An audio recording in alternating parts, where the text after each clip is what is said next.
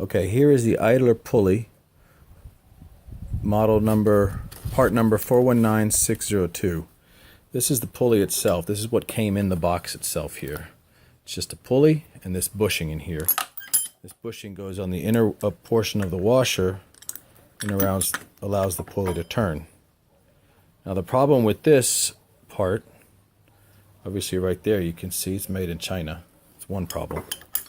The other problem is that it doesn't fit, because here is the OEM idler pulley, and this is the one that was on the truck, and here is a bushing dust cover, and it also came with another part right here.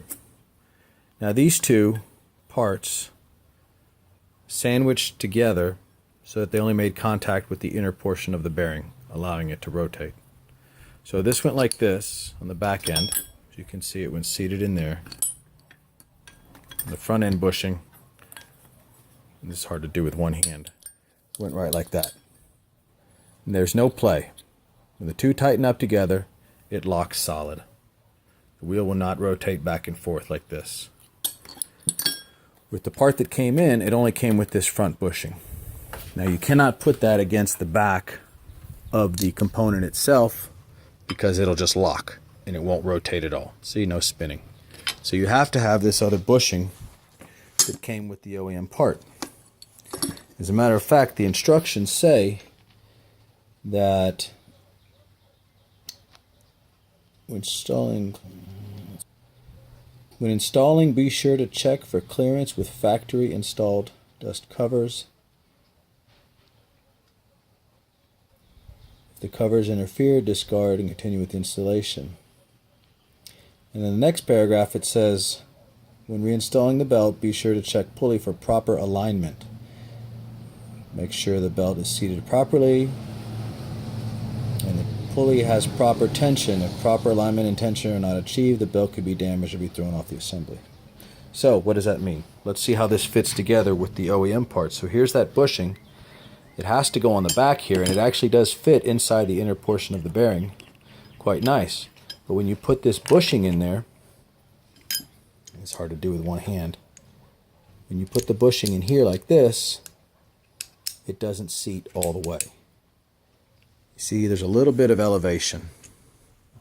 See how I'm able to lift it up and down?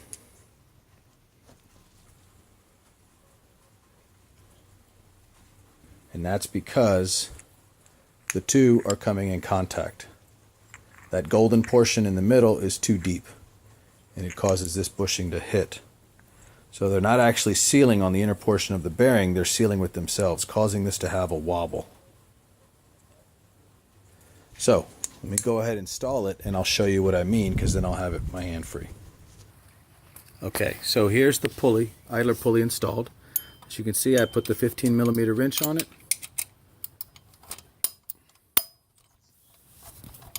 And it's installed tight.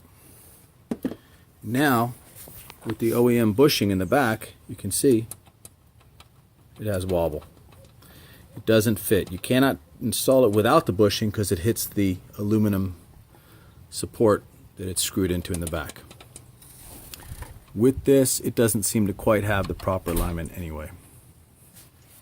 Let me see.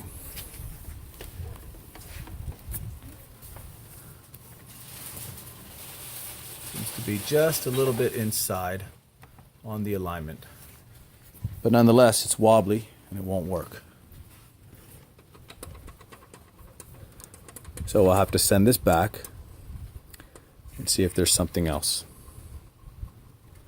This OEM, or this part, does not fit.